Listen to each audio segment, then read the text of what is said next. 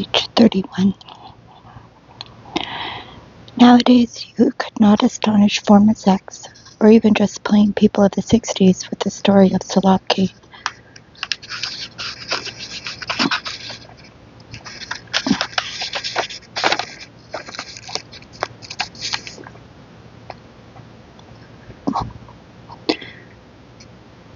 But just let the reader imagine himself, if he will, a person of Chekhov's and post-Chekhov's Russia.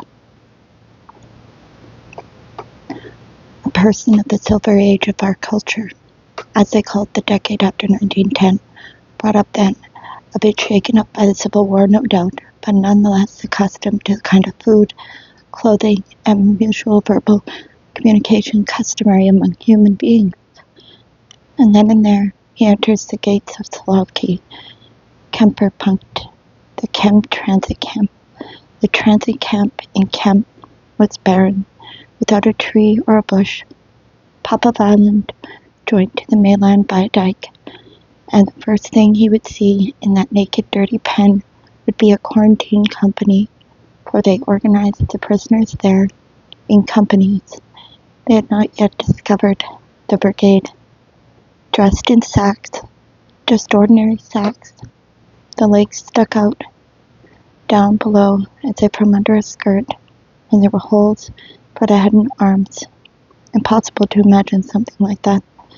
But what is there that our Russian ingenuity cannot overcome? This sack the newcomer would avoid as long as he had his own clothes. But before he even managed to examine those sacks, well, he would see the legendary Captain Kirilko, or Borodov, interchangeable with him. We'll call him Bilo. Also came out to the prisoner transport column in a long checkist overcoat with those frightening black cuffs, which looked so utterly outlandish against the background of the old Russian khaki, like a herald of death. He jumped up on a barrel or some other suitable elevation, and he spoke to the new arrivals with unexpectedly strident rage. Hey, attention. Here the Republic is not Sovietskaya, but Solovetskaya. Get this straight.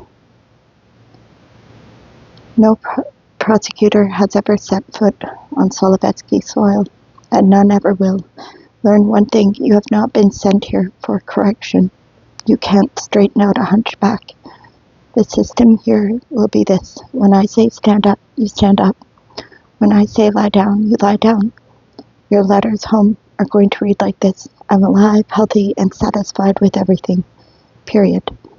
Struck down with astonishment, famous noblemen, intellectuals from the capital, priests, mullahs, and dark Central Asians listened to him and heard such things as had never before been heard or seen or read.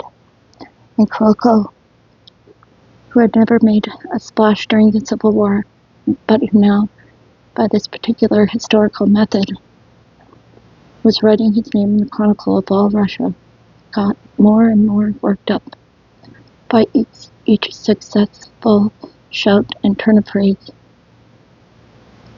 I think that should be success. And kept formulating and spontaneously sharpening up still other new ones.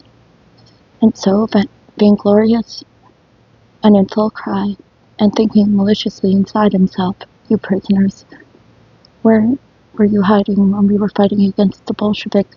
You thought you could sit the whole thing out in your nooks and crannies, and now they've dragged you here. So that's for your shitty neutrality. And I'm friends with the Bolsheviks. We are people of deeds. Kuroko would begin his exercises. Hello, First Quarantine Company. That's bad. It's not loud enough. Once more. Hello, First Quarantine Company. That's not loud enough. You have got to shout hello so loud they can hear you over the Solovki across the bay. Over there on Solovki across the bay. When 200 men shout, the walls have got to fall down. Once again, hello, First Quarantine Company. making sure that everyone was shouting at the top of his lungs and ready to fall in his tracks, exhausted by shouting. Kroko began his new exercise. The quarantine company was to run around a post. Legs higher, legs higher. He was having hard going himself by now, like a tragedian before the final murder in the fifth act.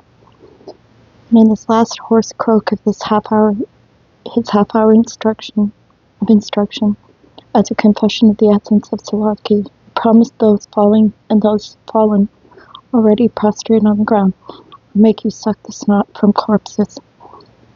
And that was just the first training session, intended to break the will of the newly arrived prisoners.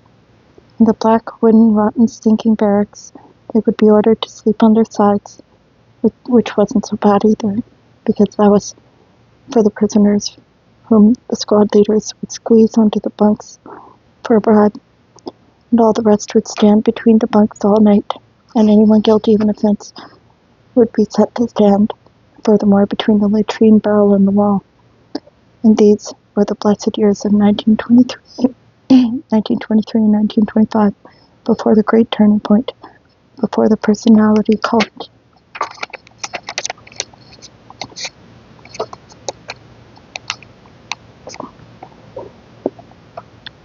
Before the distortions, before the violations. And from 1927 on, there was this, in addition, that Urki thieves would already be lying there on the bunks and snapping the lights off themselves in the midst of the standing intellectuals, while waiting for the steamship GULag. They worked at a chem transit camp, and some of them might be compelled to run around the post hollering incessantly, "I'm a sponger, I don't want to work, and I get in the way of others." And an engineer who fell off the latrine barrel and spilled it on himself was not allowed in the barracks and was left outside to freeze in all his sewage. And sometimes the convoy would shout, "No laggards in the group. Convoy shoots without warning. Forward march." And then, sliding the bolts of their rifles into position, "You trying to bug us?" And in the winter, they would chase them out on the ice on foot, forcing them to drag the boats behind them and row across patches of water. And then in open water, they would load them into the steamship's hold and shove so many of them in. Before getting to Solovki, several of them would certainly die without ever seeing the snowy white monastery inside the brown walls. In his very first Solovetsky hours, the newcomer might as well experience the Solovetsky reception bath trick. He has already undressed, and the first bath attendant dips a swab into a cask of green soup and swabs the newcomer. The second one boots him somewhere down below, down an inclined board or a flight of stairs. Down there, a third bath attendant lets him, still confused, have a whole bucket full, and the fourth right off shoves him out into the dressing room, where his rags have already been tossed down from above, however they happen to land. In this joke, one can foresee all GULag, both its tempo and the price of a human being. And that is how the newcomer swallowed the Solovetsky spirit, a spirit still unknown in the country as a whole, but which represented the future spirit of the archipelago created at Solovki. And here too the newcomer would see people in sacks, and also in ordinary free clothing, new on some and tattered on others, and in the special Solovetsky short pea jackets made from coat material. This was a privilege, a sign of a high position. That is how the camp administrative personnel dressed, with the so-called Solovchanki caps. Solovchanki, made from the same kind of cloth, but suddenly you would see a person walking about among the prisoners in a formal tailcoat, and no one was surprised. No one turned around to look at him and laugh. After all, everyone came wearing what was his own. This poor chap had been arrested in the Metropole restaurant, and so there he was, slogging out his sentence in a tailcoat. The magazine, The Solovetsky Islands, 1930 #1, declared it was the dream of many prisoners to receive a standard clothing. Only the children's colony was completely dressed, and the women, for example, were given neither underwear nor stockings, nor even kerchiefs to cover their heads. They had grabbed the old biddy in a summer dress. She just had to go on wearing it the whole Arctic winter. Because of this, many prisoners remained in their company quarters in nothing but their underwear, and no one chased them out to work. Government-issued clothing was so precious that no one on Solopki found the following scene either astonishing or weird. In the middle of winter, a prisoner undressed and took his shoes off near the Kremlin, then carefully handed his uniform and ran naked for 200 yards to another group of people, where he was given clothes to put on. This meant he was being transferred from the Kremlin administration to the administration of the Filomonovo Branch Railroad. But if he had been transferred wearing clothes, those taking him over might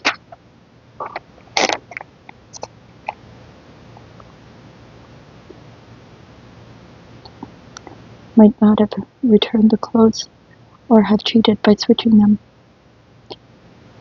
And here is another winter scene, the same customs, though the reason is different. Medical section infirmary is found to be infectious, and orders are issued to scald it down and wash it out with boiling water. But where are the sick prisoners to be put in the meanwhile? All the Kremlin accommodations are overcrowded. The density of the population of the Solovetsky archipelago is greater than that of Belgium. So what must it be like in the Solovetsky Kremlin? And therefore, all the sick prisoners are carried out on blankets and laid out on the snow for 3 hours. When they have washed out the infirmary, they haul the patients in again. We have not forgotten, I hope, that our newcomer is a child of the Silver Age. He knows nothing of the Second World War or of Buchenwald. What he sees is this: the squad leaders in khaki pea jackets, stiffly erect, greet one another, and the company leaders with salutes, and then they drag their workers out with long clubs, with staves, and there is even a special verb which everyone understands, meaning to stay. He sees that the sledges and carts are not drawn by horses, but by men, several harnessed to one rig. And there is also another word, readalong, an acronym meaning a temporary replacement for a horse. And from other Solovetsky inhabitants, he learns things more awful than his eyes can perceive. People pronounce the fatal word, Sekirka, to him. This means Sekirnaya Hill. Punishment cells were set up in a 2-story cathedral there. And here is how they kept prisoners in the punishment cells. Poles the thickness of an arm were sent in from wall to wall, and the prisoner is ordered to sit on these poles all day. And at night they lay on the floor, one atop of another, because it was overcrowded. The height of the poles was set so that one's feet could not reach the ground, and it was not so easy to keep balance. In fact, the prisoner spent the entire day just trying to maintain his perch. If he fell, the jailers jumped in and beat him, whilst they took him outside to a flight of stairs consisting of 365 steep steps from the cathedral to the lake, just as the monks had built it. Here.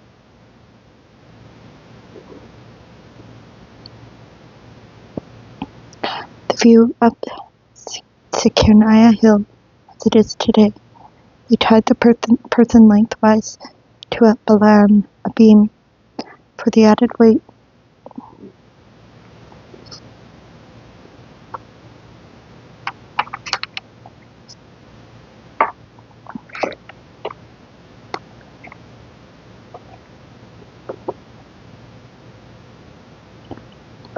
And rolled him down, and there wasn't even one landing, and the steps were so steep that the log with a human being on it would go all the way down without stopping.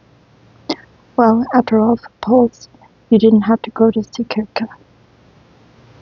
They were right in there in the Kremlin punishment block, which was always overcrowded, or they might put the prisoners up on a sharpened boulder on which one could not stay long either, or in the summer on a stump, which meant naked among the mosquitoes.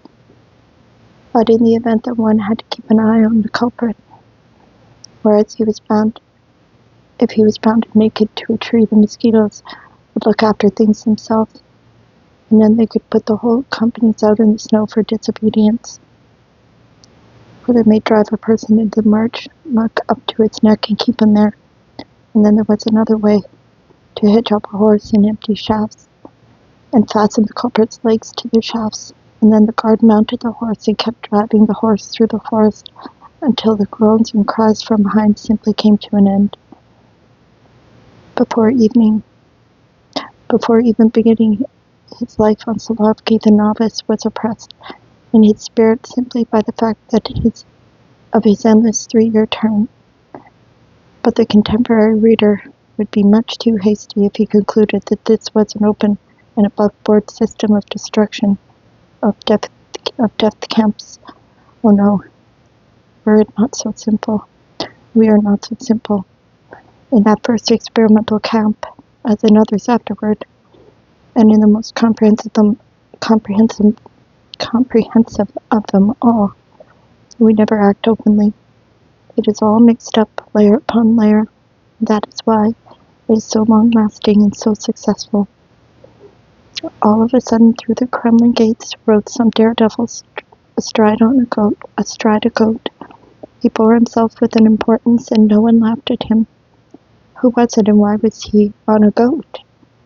This was Degtyaryov. In the past, he had been a cowboy. He had asked for a horse, but there were few horses on Solovki, so they gave him a goat. What had he done to deserve the honor? Because he had been a cowboy? No, not at all. Because he was manager of the dendrological nursery. He grew exotic trees here on Solovki.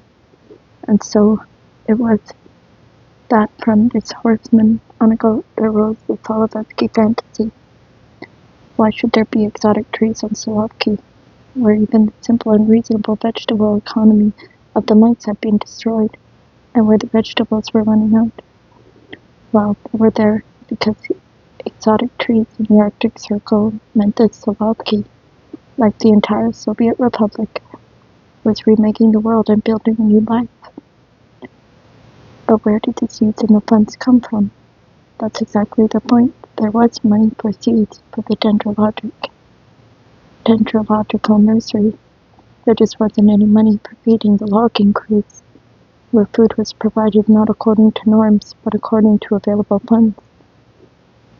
And as for archaeological excavations, yes, we have a commission for excavations. It is important for us to know our past. In front of the camp administration building was a flower bed. In it was outlined a friendly elephant, the acronym for Solovetsky Special Purpose Camp, being SLAN, elephant. On the blanket, on the elephant's back was a letter U, standing for administration. And that very same rebus. And that very same rebus was on the Solovetsky coupons, which circulated as a currency of this northern state. What a pleasant, cozy little masquerade. So it would seem that everything was really very nice here. That practical joker, Kirilko, had only been trying to throw a scare into us for something. And then, too, the camp had its own magazine, also called Swan. The first numbers came out in 1924, typed from the issue number 9. On it was printed in the monastery printing shop. From 1925, on the Solovetsky Islands, had been published in 200 copies and had its own supplement, the newspaper, Novaya Solovki, New Solovki. We shall break with our accursed monastery past, and from 1926 on, subscriptions were accepted from the entire Soviet Union, and the run was a large one, and it was a big success. Censorship of the magazine was evidently superficial. The prisoners, according to GULag Averbakh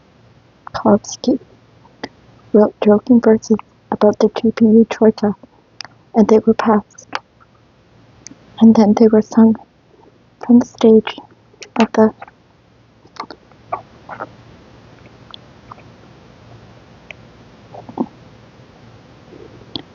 Solovetsky Theater right in front of the troika chairman, Gleb himself. They promised us gifts, a bagful, Balky Feldman, Vasilyev, and Bull. And this bigwig liked it. Well, after all, it was flattering. You haven't even finished school, and here you were going down in history. Then the chorus.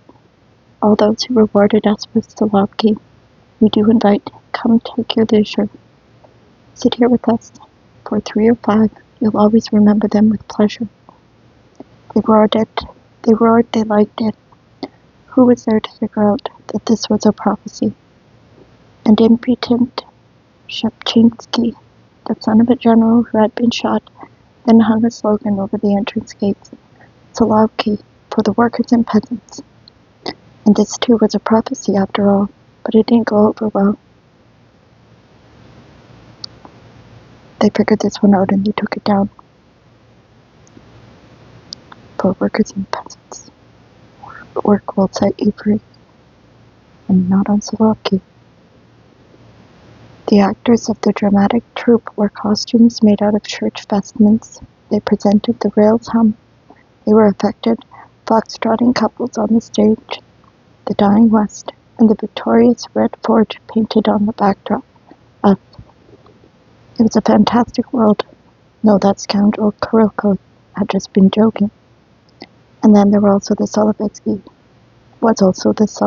Society for Local Lore, which published reports and researches, for instance, about the unique 16th century architecture of the Solovetsky fauna, and they wrote in such detail and with such scholarly devotion, with such a gentle love for their subject, that it really seemed as if these idle, eccentric scholars had come to visit the island because of their passion for knowledge, not as prisoners who had already passed through the Lubyanka and who were trembling lest they end up on the Sikirknaya hill, or out under the mosquitoes, or fastened to the empty shafts behind a horse.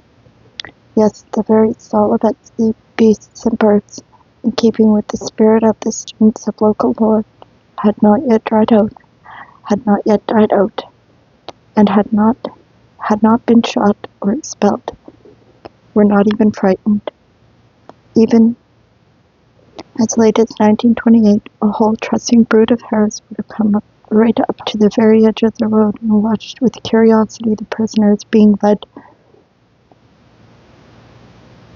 off to answer. If you're listening, there's some beautiful pictures in this chapter. The bell tower door under the bell tower arch.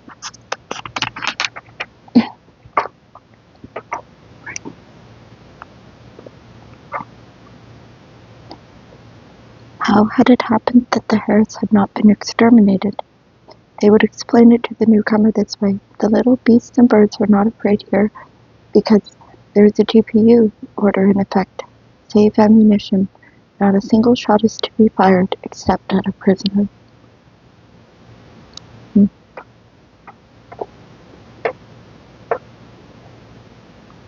So all the scares were just a joke. But a shell comes in broad daylight in the Kremlin yard, where prisoners are crowded as thick as on Nevsky Prospect. Make way, make way. And the 3 foppish young men with the faces of junkies, the lead man drives back the crowd of prisoners, not with a club but with a riding crop. Drag along swiftly by the shoulders a prisoner with limp arms and legs dressed only in his underwear. His face is horrible, flowing like liquid. They drag him off beneath the bell tower, right beneath the arch and through the lower door. It is set into the bell tower foundation. They squeeze him through that little door and shoot him in the back of the head.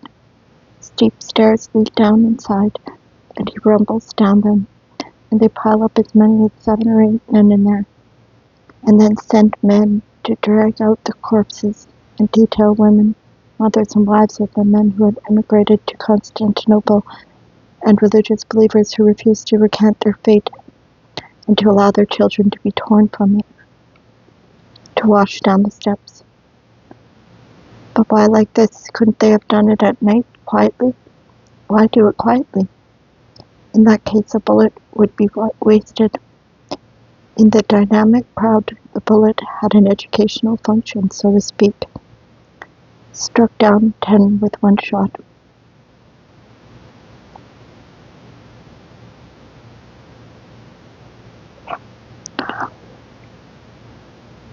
They shot them in a different way too, right at the Averbakh cemetery, behind the women's barracks, the former guest house for women pilgrims. And in fact, that road past the women's barracks was christened Execution Road. In winter, one could see a man being led barefoot along it, in only his underwear, through the snow. No, it was not for torture. It was just so his footgear and clothes should not go to waste. His hands bound behind his back with wire, the condemned man would bear himself proudly and erectly, and with his lips alone, without the help of his hands, smoke his last cigarette of his life.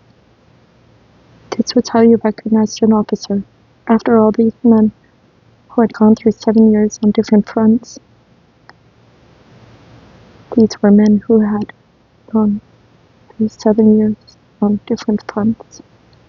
There was an 18-year-old youth, the son of the historian Ch2, who, when he was asked by his profession firework designer, replied with a shrug of the shoulders, machine gunner.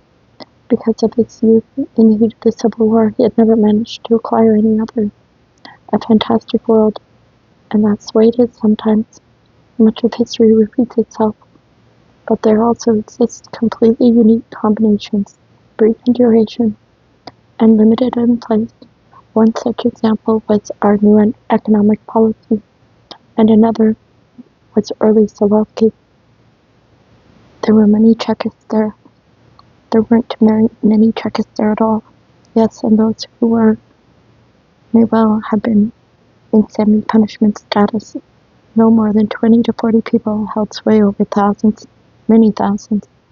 At the very beginning, they hadn't expected so many, but Moscow kept sending and sending and sending. In the first half year, by December 1923, there were already 2,000 prisoners gathered there, and in 1928, in the 13th Company alone, the General Work Company, the last formation on count-off would announce. The 376th, 10th in the unit, and what that added up to was 3,760 men, and the 12th Company was just as large, and the 17th, which dug mass graves in the cemetery, was even bigger. And in addition to the Kremlin companies, there were already others: Commander Dorovsky, temporary work parties, Savetayevo, Filomenova, Muxama, Trinity, Zayakik, the Zayetsky Islands.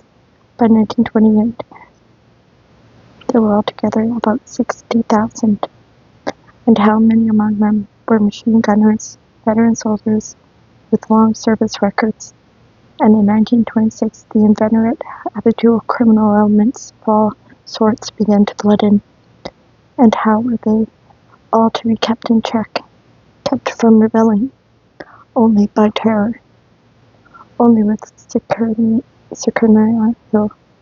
with poles, with mosquitoes, by being dragged through stumps, by daytime executions. Moscow kept pushing out prisoner transports without taking into consideration local forces, but neither did Moscow set limitations on its Czechs by hypocritical rules. Everything done to maintain order was a fait accompli. And it was really true that no prosecutor would set foot on Soviet soil.